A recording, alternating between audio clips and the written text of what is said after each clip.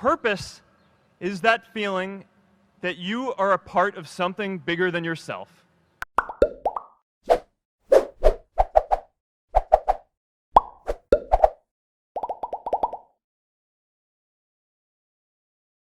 Today, I want to talk about purpose.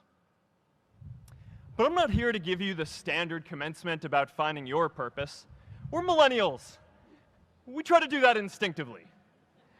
Instead, I'm here to tell you that finding your purpose isn't enough. The challenge for our generation is to create a world where everyone has a sense of purpose. One of my favorite stories is when JFK went to go visit the NASA Space Center, and he saw a janitor holding a broom, and he asked him what he was doing, and the janitor replied, "Mr. President, I'm helping put a man on the moon." Purpose is that feeling that you are a part of something bigger than yourself, that you are needed, and that you have something better ahead to work for. Purpose is what creates true happiness. And you are graduating at a time when this is especially important. When our parents graduated, that sense of purpose reliably came from your job, your church, your community. But today, technology and automation are eliminating many jobs. Membership in a lot of communities has been declining, and a lot of people are feeling disconnected and depressed and are trying to fill a void in their lives. As I've traveled around, I've sat with children in juvenile detention and opioid addicts who've told me that maybe their lives would have turned out differently if they just had something to do, an after-school program or somewhere to go. I've met factory workers who know their old jobs aren't coming back and are just trying to find their path ahead. For our society to keep moving forward, we have a generational challenge to not only create new jobs, but create a renewed sense of purpose. I remember that night I launched Facebook from that little dorm in Kirkland House. I went to Noakes with my friend KX, and I remember telling him clearly that I was excited to help connect the Harvard community, but one day someone would connect the whole world. The thing is, it never even occurred to me that that someone might be us.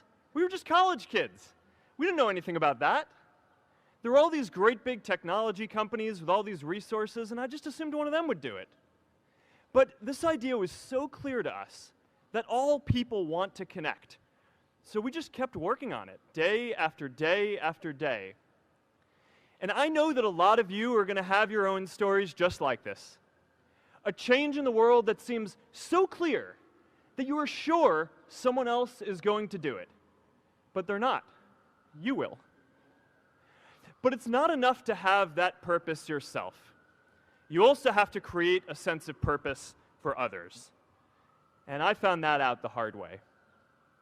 You see, my hope was never to build a company. I wanted to have an impact. And as all these people started joining us, I just assumed that that's what they wanted to do too. So I never took the time to explain what it was that I hoped we'd build. A couple years in, some big companies wanted to buy us. I didn't want to sell. I wanted to see if we could connect more people. And we were building the first version of Newsfeed at the time, and I thought, if we could just launch this, it could change how we all learn about the world. Nearly everyone else wanted to sell. Without a sense of higher purpose, this was their startup dream come true, and it tore our company apart.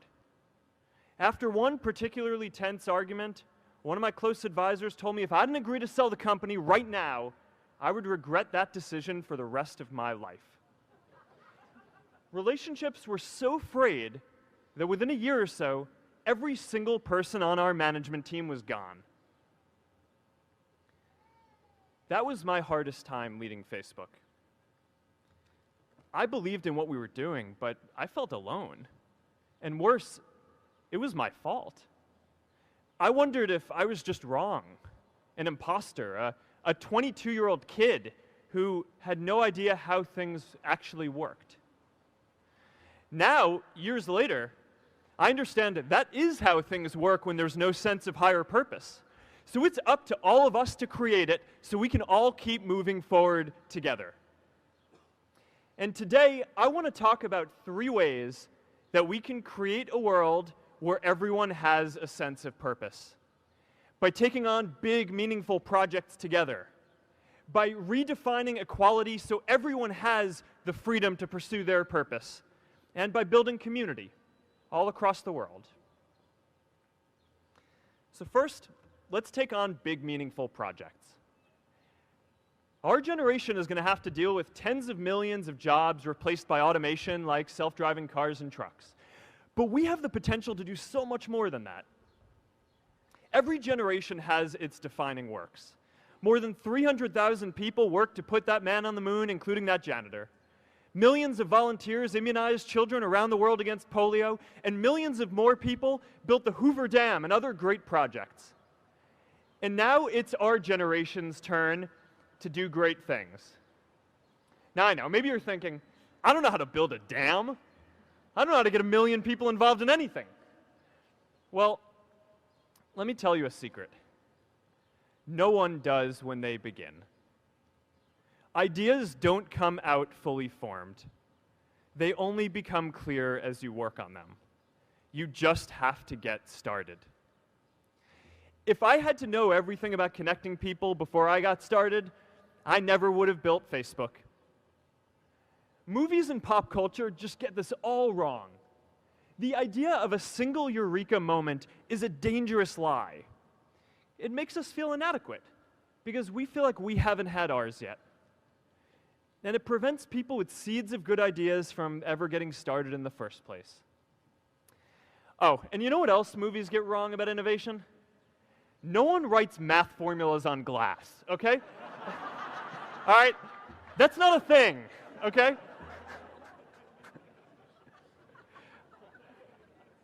It's really good to be idealistic, but be prepared to be misunderstood. Anyone working on a big vision is going to get called crazy, even if you end up right. Anyone taking on a complex problem is going to get blamed for not fully understanding it, even though it's impossible to know everything up front. Anyone taking initiative will always get criticized for moving too fast because there's always someone who wants to slow you down. In our society, we often don't take on big things because we're so afraid of making mistakes that we ignore all the things wrong today if we do nothing. The reality is, anything we do today is going to have some issues in the future. But that can't stop us from getting started. So what are we waiting for? It is time for our generation-defining great works. How about stopping climate change before we destroy the planet and getting millions of people involved, manufacturing and installing solar panels?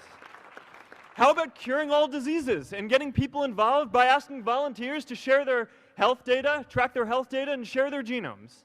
You know, today, our society spends more than 50 times as much treating people who are sick as we invest in finding cures so people don't get sick in the first place. It makes no sense. We can fix this. How about modernizing democracy so everyone can vote online? And how about personalizing education so everyone can learn? These achievements are all within our reach. Let's do them all in a way that gives everyone in our society a role. Let's do big things, not just to create progress, but to create purpose.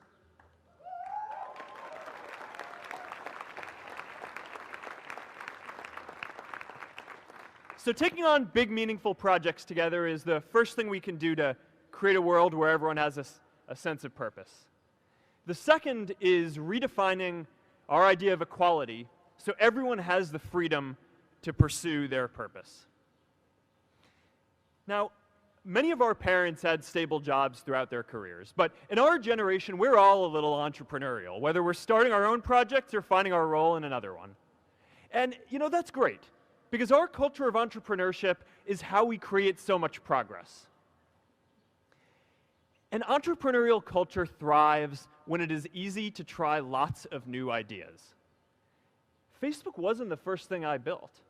I also built chat systems and games, study tools and music players, and I'm not alone. J.K. Rowling got rejected 12 times before she finally wrote and published Harry Potter. Even Beyoncé had to make hundreds of songs to get Halo.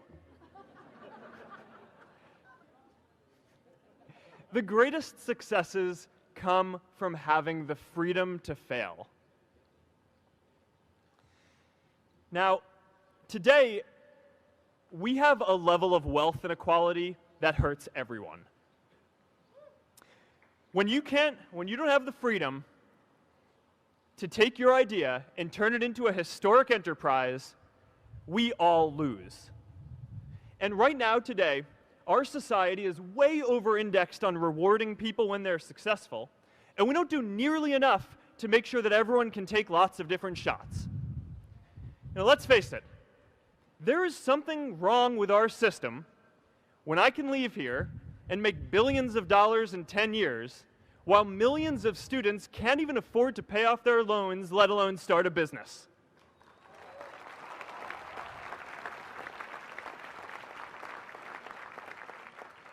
Look, I know a lot of entrepreneurs, and I don't know a single person who gave up on starting a business because they were worried they might not make enough money.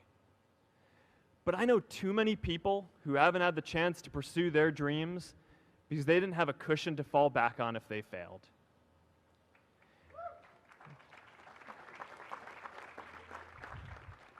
We all know you don't get successful just by having a good idea or working hard. You get successful by being lucky too. If I had to support my family growing up instead of having the time to learn how to code, if I didn't know that I was going to be fine if Facebook didn't work out, then I wouldn't be standing up here today. And if we're honest, we all know how much luck we've had to get to this point in our lives. Every generation expands its definition of equality. Previous generations fought for the vote and civil rights. They had the New Deal and Great Society. And now it's time for our generation to define a new social contract.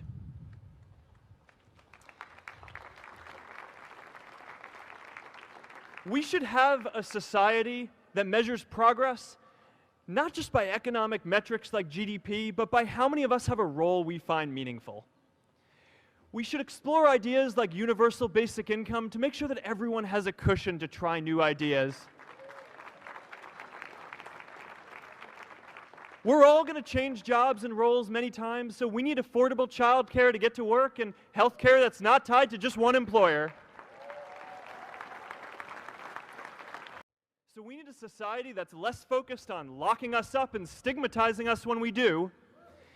And as our technology keeps on evolving, we need a society that is more focused on providing continuous education through our lives.